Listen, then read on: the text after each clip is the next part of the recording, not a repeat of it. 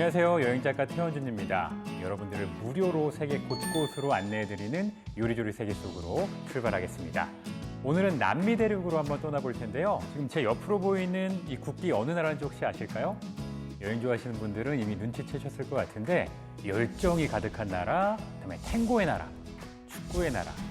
이래도 모르시겠다면은 축구 천재 메시의 나라, 바로 아르헨티나입니다.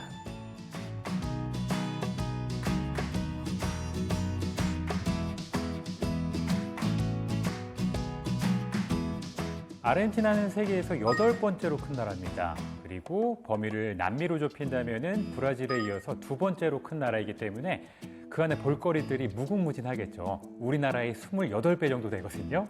특히나 여행지로서 이 아르헨티나의 특징은 도시와 자연이 적절히 섞여 있다는 점입니다. 이전에 제가 남미 몇 번 소개한 적이 있는데 대부분 자연에 초점을 맞췄었죠. 안데스 고원을 따라서 많은 볼거리가 있기 때문이었는데 아르헨티나는 도시도 근사한 곳이 많아가지고 첫 번째로 수도인 부에노스아이레스로 떠나보겠습니다.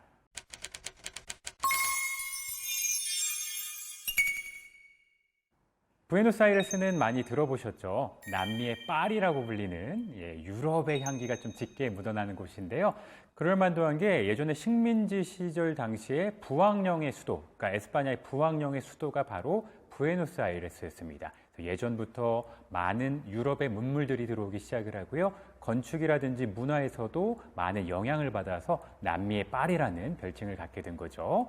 부에노스아이레스는 또 이름 자체가 굉장히 예쁩니다. 부에노가 스페인어로 좋다, 아름답다는 뜻이거든요. 뭐 부에노 하면 좋다 이런 뜻인데 아이레는 공기입니다. 그래서 부에노스아이레스 하면은 좋은 공기라는 뜻이고요. 이름만큼이나 정말 활기찬 공기와 멋진 풍경이 많이 숨겨져 있는 곳입니다.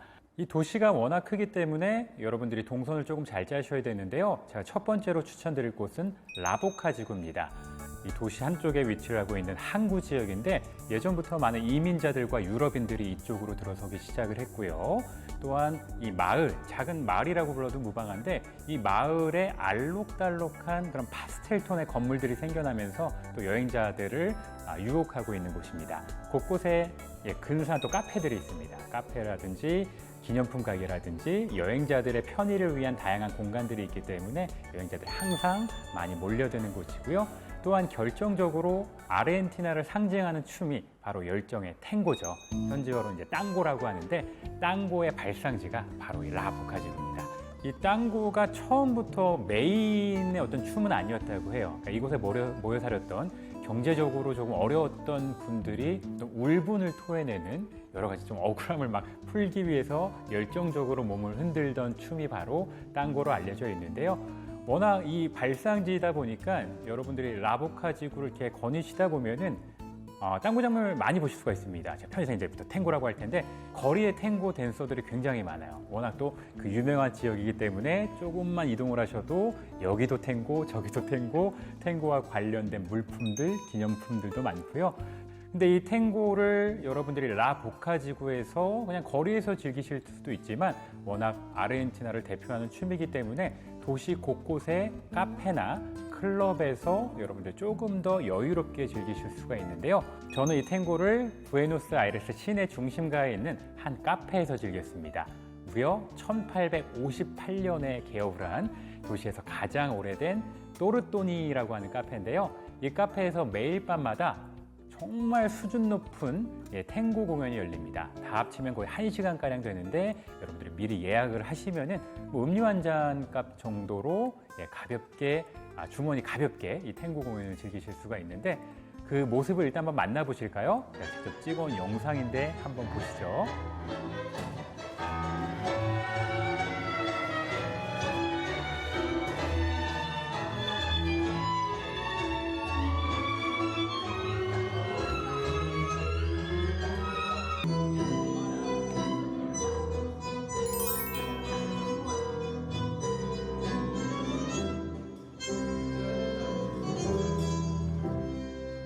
얼핏 보셔도 와 열정이 넘치죠. 그리고 기본적으로 사람들이 막 끌어오르면서 무언가 열정을 막 분출하면서 추는 춤이기 때문에 그 열기가 바로 앞에 앉아 있는 저한테까지 느껴졌기 때문에 지금까지 제가 아르헨티나에서 만났던 탱고 공연 중에서는 최고였던 것 같아요. 그래서 저는 카페 또르또니 추천을 드리고요. 탱고를 중점적으로 소개하고 있지만 이 부에노스아이레스가 탱고로만 끝낼 수는 없습니다. 앞서 말씀드렸듯이 예전부터 유럽 문물이 많이 이제 흘러들기 시작을 했고요. 또 유럽 이민자들이 정착을 하면서 공연 문화가 또 발달을 하게 됩니다. 그래서 1800년대부터 많은 오페라 극장들이 들어서기 시작을 하는데요. 도시 최초로 생긴 꼴론 극장이 또 엄청난 볼거리입니다. 1857년에 문을 열어가지고 지금도 현역으로 활동을 하고 있고 조금 지나서 1900년대 초반에 증축을 합니다. 그래서 현재는 3,000명 가까이 수용할 수 있는 거대한 극장으로 발돋움을 했고요. 샹들리에의 길이만 7m가 넘기 때문에 여러분들이 이곳의 규모를 충분히 짐작하고도 남을 것 같습니다. 사진에 보시는 그대로 내부가 됐든 공연장 내부가 됐든 이런 웅장한 모습을 하고 있고요. 운이 좋다면 여러분들이 조금 공연을 감상하셔도 좋겠죠. 이곳에 끊임없이 공연들이 열리기 때문에 물론 앞자리, VIP석은 조금 부담스럽긴 해도 뒤쪽 자리는 일반적으로 한 10,000원대부터 시작을 한다고 해요. 그날 이제 취소된 티켓들을 이제 구하실 수 있다면요. 조금 저렴하게 즐길 수 있는 그런 좌석도 있기 때문에 공연이 있다면은 워낙 세계적인 곳이기 때문에 한 번쯤 공연을 보셔도 좋을 것 같고요. 그 다음에 이 꼴롬 극장만큼이다 또 유명한 오페라 극장이 있습니다. 엄밀히 말하면은 현재는 극장은 아니고 서점으로 이제 개조가 되었는데요. 엘 아테네오 서점인데 일단 영상부터 보실까요? 네, 여러분 믿기지 않으시겠지만 지금 보고 계신 곳이 서점입니다. 이 서점도 예전에는 극장이었는데 이제 극장이 워낙 많다 보니까 어느 순간부터 문을 닫는 극장들이 생겼겠죠. 왜냐, 이제는 현대 시대에는 이제 사람들이 공연보다는 뭐 TV나 뭐 여러 가지 OTT 서비스를 통해서 다양한 문화를 이제 향유하다 보니까 조금씩 클래식 문화가 사라지면서 많은 오페라 극장들이 문을 닫게 됩니다. 그러다가 한 서점 체인이 문을 닫은 오페라 극장을 이제 매입하게 되고요. 그곳을 서점으로 꾸미게 된 거죠. 지금 보시면은 무대였던 곳이죠. 무대였던 앞쪽은 현재 북카페로 꾸며져 있습니다. 저기서 이제 책을 구입하셔가지고 커피나 디저트를 즐기시면서 여유롭게 책을 읽으실 수가 있고요. 그다음에 관람석이었던 1층 공간, 2, 3층 공간은 서가가 가득하죠. 지금 현재 막 책이 꽂혀져 있어가지고 매년 이제 여행 사이트 같은 곳에서 세상에서 가장 아름다운 무엇 이렇게 막 조사를 많이 하잖아요. 근데 세계에서 가장 아름다운 서점에 늘 상위권을 차지하는 곳인데 여러분들도 충분히 인정을 하시겠죠. 또 서점 뒤쪽에는 역시 보시는 것처럼 이런 갤러리들이 있어서 그림을 전시하기도 하고 또 다양한 공연들이 열리기까지 하기 때문에 서점뿐만이 아니라 복합 문화 공간이라고 보셔도 되겠네요. 그래서 이 서점도 부에노스아이레스에 빼놓을 수 없는 어떤 스팟이기 때문에 꼭 가보시면 좋겠네요. 마지막으로 시장 한번 가볼 텐데요. 도시 구경에서 벼룩시장 구경이 빠질 수가 없겠죠. 부에노스아이레스에서는 매주 일요일마다 벼룩시장이 열립니다. 산텔모 벼룩시장이고요. 규모가 거의 남미 최대급이라고 보셔도 무방합니다. 거의 사람이 강이 되어 흐르고 있죠. 저 공간이 모두, 저 골목 전체가 벼룩시장으로 이제 변신을 하게 되어가지고요. 저 일단 이 안에 있는 좌판이라 그래야 될까요? 좌판에 수를 따진다면은 좋게 저는 1,000개 정도는 될 거라고 생각을 합니다. 그 정도로 많기 때문에 여러분들이 기왕이면은 이 부에노스아이레스는 하루 정도는 일요일을 껴서 가시는 게 저는 좋다고 생각을 해요. 무엇보다 가격이 말도 안 되게 저렴합니다. 일반 백화점이나 기념품 샵에서 파는 거의 거의 절반 수준이라고 보셔도 돼요. 저도 여기서 많은 기념품을 사왔는데 그 아르헨티나 전통 문양이 들어간 지갑이나 가방 같은 경우도 몇천 원 수준에서 제가 사왔거든요. 그래서 여러분들이 직접 기념품을 구입하시기도 좋고 여러분들이 또 한국으로 돌아가시기 전에 지인들의 선물을 사기에도 참 좋은 것 같습니다. 굳이 쇼핑을 하시지 않더라도 시장은 일단 눈이 즐겁잖아요. 구경하는 것도 좋고 또한 사람이 많이 몰려드는 곳이다 보니까 공연도 많이 열립니다. 탱고는 물론이고요. 그다음에 악사들이 단체로 공연을 하기도 하고 댄스 공연도 막 열리기도 하고 수많은 독특한 퍼포먼스들이 많이 열리기 때문에 그냥 걸으시다 보면은 볼거리가 끊이지 않는 그런 시장이다 보니까 여러분들 부에노스아이레스에서 이 산텔모 시장도 찍고 가셔야 되겠죠. 그래서 지금까지 짤막하게나마 제가 도시의 주요 포인트들을 쫙 찍어 드렸는데 지금 솔직히 이 정도가 다가 아니에요. 매력이 여기가 다가 아닌데 제가 시간 관계상 이 정도만 말씀드리고 부에노스아이레스는 넘어가도록 하겠습니다. 도시를 만나봤으니까 이번엔 자연을 한번 훑어보도록 하겠습니다. 여러분 혹시 아르헨티나에서 빙하를 볼 수 있다면 믿으시겠습니까? 우리가 일반적으로 빙하하면 다들 극지방 생각하시죠. 북극이나 남극 가셔야지만 빙하를 볼 수 있다고 생각하시지만 아르헨티나 서쪽으로 이동을 하시면요. 빙하를 만나실 수가 있습니다. 그것도 작은 빙하가 아니라 높이가 60m 가까이 되는 엄청나게 큰 빙하를 만나실 수가 있는데 일단은 엘 깔라파테라고 하는 도시로 가셔야 돼요. 안데스 고원 자락에 위치를 하고 있는 도시인데요. 이 도시에서 투어를 신청하시면 빙하를 만나실 수 있는데요. 이 부근에 로스 글라시아레스 국립공원이라고 있습니다. 글라시아레스 자체가 스페인어로 빙하라는 뜻이니까 그냥 빙하 국립공원이죠. 이 공원 안에만 무려 50개가 넘는 빙하가 있다고 알려져 있어요. 그 중에 하나의 빙하를 일반 대중에게 공개를 하고 있고요. 그 빙하의 이름은 페리토 모레노 빙하입니다. 얼마나 큰지 지금 보시는 그대로고요. 이 빙하는 높이가 60m가량 됩니다. 건물로 따진다면 거의 20층 높이라고 할 수가 있겠죠. 그래서 이 웅장한 빙하를 여러 가지 방법으로 즐길 수 있는데요. 첫 번째 방법은 배를 타고 빙하 근처까지 가는 겁니다. 안전거리가 좀 확보된 정도까지 이제 가까이 가게 되는데요. 그러면은 비교적 가까이에서 그 큰 빙하를 눈앞에 두 눈에 가득 담으실 수가 있겠죠. 첫 번째 방법이고 또 뒤쪽으로 조금 이동을 하시면은 나무로 된 데크길 전망대가 펼쳐져요. 지금 사진 자세히 보시면은 빙하 아래로 나무로 이루어진 그런 산책길이 살짝 보이실 텐데 거기 사람들도 보이시죠? 이렇게 뒤쪽에서 커다란 빙하를 이번에는 전경을 다 감상하실 수가 있는 거죠. 이런 방법이 있고 그 다음에 빙하를 보는 걸로 끝나지 않습니다. 또 믿기지 않으시겠지만 저 빙하 위를 걸어보실 수 있어요. 설마 하시겠지만 가이드 동행하에 장비를 착용하고 한 1시간 정도 빙하 위를 걸어볼 수 있는 미니 트레킹이 있는데요. 솔직히 말씀드리자면 조금 비싸요. 1시간을 걷는데 이런저런 비용 다 합쳐가지고 20만 원 정도 하거든요. 제가 갔을 때는. 20만 원이 물론 절대적으로도 굉장히 큰 금액이긴 하더라도 여러분 여기까지 가셨는데 빙하 안 걸어보시겠습니까? 그래서 대부분의 투어객들이 이 옵션만큼은 꼭 참여를 합니다. 그 금액을 지불하시면은 지금 장비 착용하고 있는 모습이 나오고 있죠. 이렇게 가이드들이 착용을 시켜주고요. 그다음에 빙하 위를 직접 누비시게 됩니다. 이게 약간 좀 비현실적이지 않나요? 우리가 살면서 저기 우주 어딘가도 걸어볼 일이 없다고 생각을 하지만 빙하 위를 걸어볼 일도 없다고 생각을 하잖아요. 그래서 저도 여기를 걸으면서 계속 뭔가 지금 내가 걷고 있는데 약간 꿈결 같은 그런 순간이었던 것 같아요. 믿기지가 않다. 이게 지금 내가 지금 어딜 걷고 있는 거지? 계속 이런 생각이 들었고요. 또 중간중간 크레바스라고 해가지고 그 빙하 어떤 좁은 폭 협곡이 있습니다. 이런 데 빠지면은 굉장히 큰 사고가 날 수가 있겠죠. 그렇기 때문에 안전을 최우선시하면서 한 10대명이 이제 이동을 하더라도 가이드가 거의 3-4명이 붙습니다. 그러니까 정말 돌다리도 들여본다고 하듯이 끊임없이 안전한 곳들을 계속 체크하면서 인도를 하게 됩니다. 그래서 가이드만 따라가다 보면은 절경들을 계속 만나실 수가 있고 그리고 트레킹을 1시간 동안 무사히 마치시게 되면요. 가이드들이 갑자기 빙벽에 올라가기 시작을 해요. 지금 사진 보시는 것처럼 가이드가 빙벽으로 오르고 있죠. 그리고 빙하를 갑자기 캐기 시작을 합니다. 왜일까요? 끝나고 무사히 아무런 사고 없이 이 트레킹을 마쳤다고 축배를 들거든요. 그래서 작은 조촐한 파티를 하게 됩니다. 특히나 아르헨티나가 위스키하고 초콜릿이 유명해요.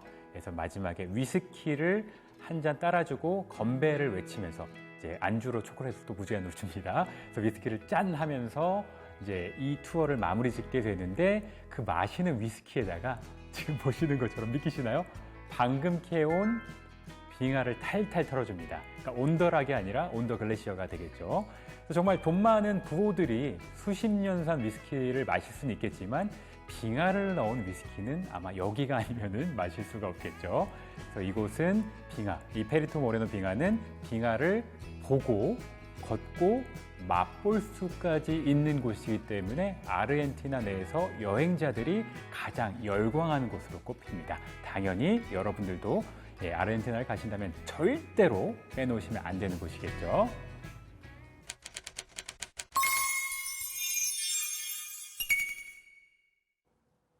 자, 이번에는 아르헨티나의 맛을 한번 여행해 보겠습니다. 지금 엠파나다라고 하는 음식을 준비했는데요. 아르헨티나의 국민 간식이에요.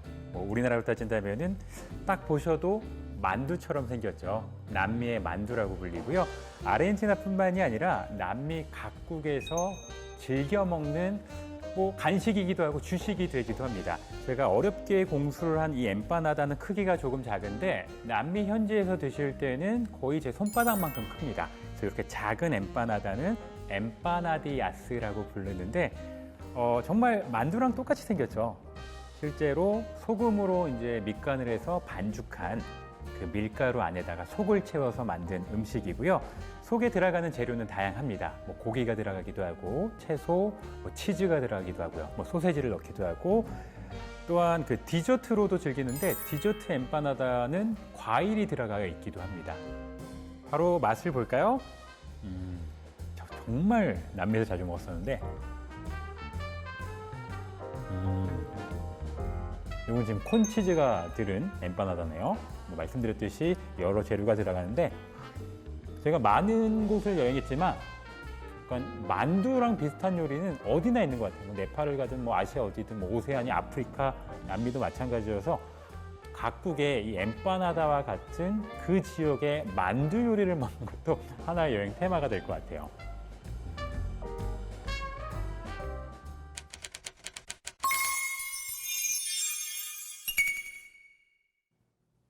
아르헨티나 여행이 점점 절정으로 이제 치닫고 있는데요. 이번에는 세계 최대의 폭포를 한번 만나보겠습니다.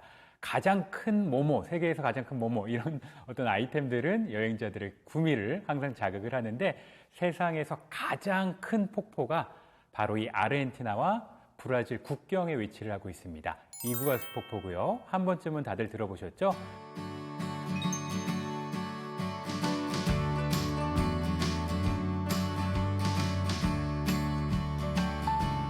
이구아수 폭포의 폭이 4km 정도 됩니다. 우리가 4km라고 하면은 그냥 슬슬 걸어가도 1시간 정도 걸리는 거리잖아요. 물론 여기는 이제 물이라서 걷진 못하지만 그 정도로 드넓은 공간 안에 여기저기서 물줄기가 쏟아져 내려온다는 뜻이 되겠죠. 이 이구아수 폭포 안에 있는 폭포의 총 개수만 하더라도 270개 가까이 된다고 하고요. 또 전체 폭포에서 1초에 떨어지는 물의 양이 1000톤 정도라고 합니다. 제가 어떻게 감히 상상할 수 없을 정도의, 추측할 수 없을 정도의 물이 동시다발적으로 이제 쏟아져 내리게 되는데 아르헨티나하고 브라질 이제 양쪽에 있다 보니까 양쪽 모두에서 진입을 하실 수가 있습니다. 아르헨티나에서 진입을 하시면은 지금 보시는 것처럼 기차를 타고 폭포 근처에 가까이 가시게 되고요. 브라질 쪽은 또 역시 보시듯이 2층 버스를 타고 가시게 됩니다. 어느 쪽을 가시더라도 웅장한 폭포의 모습을 여기저기서 감상하실 수가 있는데요. 일반적으로 지금 보시는 이렇게 엄청난 유량이 있는 이런 폭포는 가까이 다가갔을 때 조금 위험할 수가 있겠죠. 이렇게 좀 큰 폭포들은 약간 멀찌감치서 전망대를 통해서 이제 즐기실 수가 있고요. 물살이 조금 약한 곳들은 그 폭포 길을 따라가지고 데크가 형성되어 있습니다. 지금 보시면 사람들이 데크길을 따라서 폭포 안쪽으로 입장을 하고 있는데 마치 물속으로 뛰어드는 기분이 들겠죠. 그리고 당연히 물보라가 워낙 심하기 때문에 일단 데크길로 들어가시면은 가지고 있는 모든 게 젖어요. 온몸이 젖고 옷도 다 젖고 또 저도 이제 수영복을 입고 돌아다녔는데 그렇기 때문에 방수가 되지 않는 게 있다면 절대 가지고 들어가시면 안 되겠죠. 그다음에 투어를 하실 수도 있습니다. 아르헨티나 쪽의 투어도 있고요. 브라질 쪽의 투어도 있는데 아르헨티나는 물살이 조금 약한 곳들이 있어가지고 보트 투어가 있습니다. 보트에 탑승하시면은 실제로 폭포 물줄기 아래로 통과를 합니다. 약간 겁이 나기도 하고 되게 스릴이 있는데 지금 제가 직접 찍은 영상이거든요. 지금 들어가는 모습인데 난리도 아니죠. 방수 카메라로 남은 모습인데 이런 경험까지 하실 수 있기 때문에 이 보트 투어도 함께 즐기시면 좋을 것 같아요. 그다음에 지금 제가 계속 폭포가 많다, 270개가 있다 이렇게 말씀을 드렸기 때문에 그 안에서도 또 우열을 가릴 수가 있겠죠. 이 수많은 폭포가 정말 응축되어 있는 이구아수 폭포 안에서도 규모가 가장 큰 폭포가 있습니다. 예, 이름이 굉장히 무시무시한데 악마의 목구멍이라는 폭포고요. 아르헨티나 쪽에서 이제 접근하실 수가 있습니다. 이 악마의 목구멍은요, 아름답다, 거대하다 이런 생각이 들지 않고 약간 무섭다. 저는 이제 폭력적이다라는 표현까지 썼었거든요, 제 책에는. 그 정도로 이렇게 겁에 질릴 만큼 거대한 폭포입니다. 지금 이런 모습인데 엄청나죠. 여러분들은 지금 세상에서 가장 큰 폭포를 목격하시고 계신 거고요. 여기는 진짜 이름 그대로 무슨 악마가 세상의 모든 것들을 빨아들일 만한 그런 위용을 자랑하는 곳이어가지고 악마의 목구멍이라는 이름을 갖게 된 곳입니다. 이 정도면은 이구아수 폭포 여행 충분하셨을 거라고 생각을 합니다. 마지막으로 땅끝 마을로 한번 가보겠습니다. 정말 땅끝이에요. 우수아야라고 하는 도시가 있는데요. 아르헨티나 최남단에 위치한 곳이자 지구상에서 가장 남쪽에 위치한 도시로 알려져 있습니다. 왜냐? 지금 남미 지도 보시면은 남미는 기본적으로 굉장히 길쭉한 대륙이죠.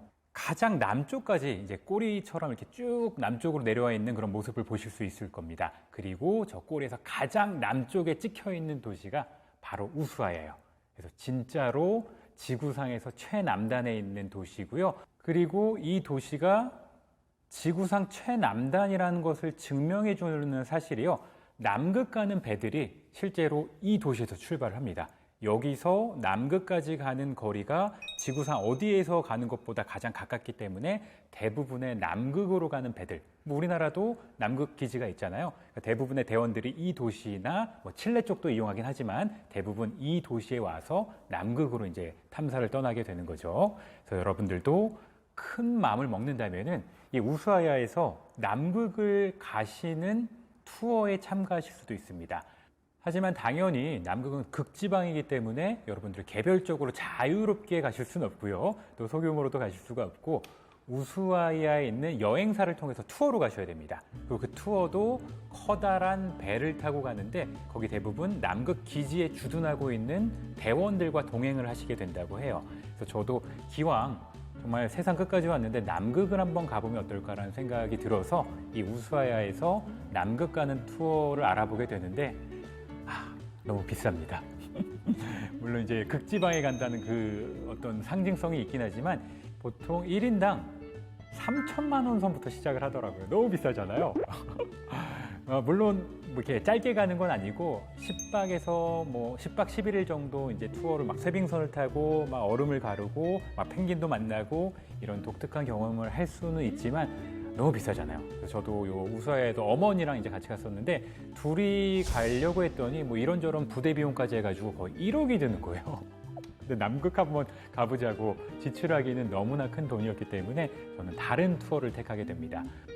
우리가 물론 이제 큰 돈으로 인해서 남극까지는 못 가지만 한 6, 7만 원 정도 지불하시면요. 남극권에 있는 섬까지는 가실 수 있습니다. 비글 해협. 그러니까 이 우수아야의 밑에 이제 비글 해협이라고 있거든요. 그 유명한 이제 찰스 다윈 과학자가 비글호를 타고 여기를 탐사해가지고 그런 이름을 가지게 되었는데 이 비글 해협을 지나서 배로 한 대여섯 시간, 한 4, 5시간 정도 내려가는 투어가 있습니다. 그러면 거기 작은 섬이 하나 있는데 이 섬에서 어떤 남극의 상징이라고 할 수 있는 펭귄을 만날 수가 있습니다. 일명 펭귄 투어라고 하는데 이 투어에 참가하시면은 남극까지는 아니더라도 남극의 기분 정도는 내실 수가 있는 거죠. 그리고 가는 여정이 또 인상적인데요. 일단 쭉 내려가다 보면은 바다 위에서 바라보는 우수아야의 모습이 참 이뻐요.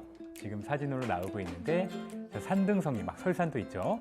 산등성이 안에 딱 그 마을이 형성된 모습이 동화 속 모습 같기도 하죠. 이런 모습을 바라보는 것도 참 예쁘고요. 또 조금 가다 보면은 작은 바위섬들이 등장을 하는데 이 바위섬에 역시 우리가 쉽게 볼 수 없는 바다사자들, 약간 물개처럼 생긴 애들 있죠. 그 바다사자들을 만날 수가 있습니다.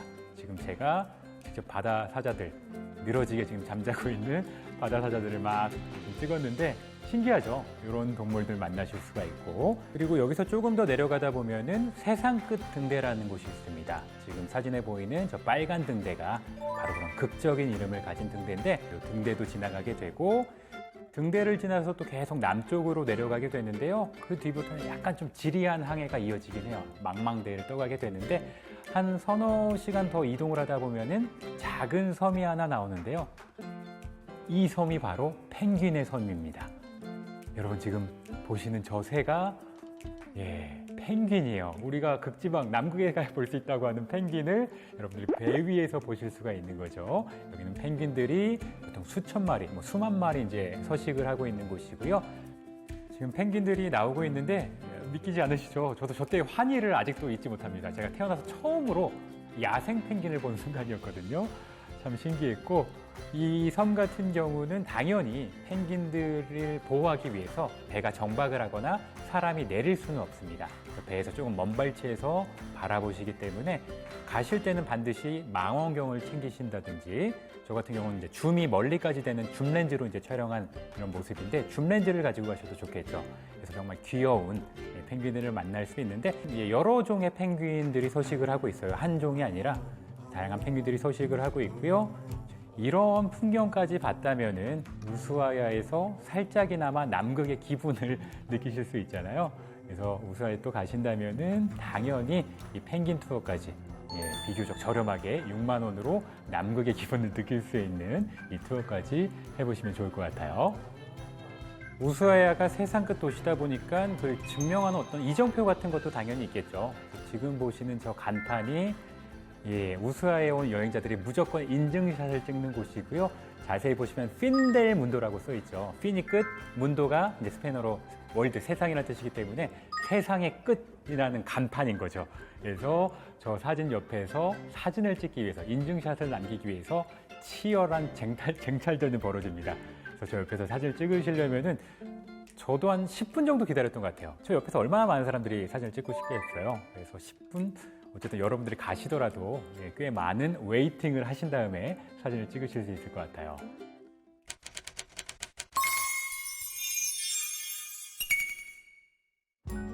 우리나라의 27배가 넘는 광활한 나라 아르헨티나를 한 바퀴 쭉 둘러봤는데, 워낙 멋진 곳도 많고 도시와 자연이 적절하게 잘 혼합된 그런 여행지죠. 그래서 남미에서도 가장 많은 여행자들이 찾는다는 이 아르헨티나의 매력을 여러분들이 오늘 제대로 또 확인하셨길 바라겠습니다. 오늘 여행은 여기서 마치겠습니다. 고맙습니다.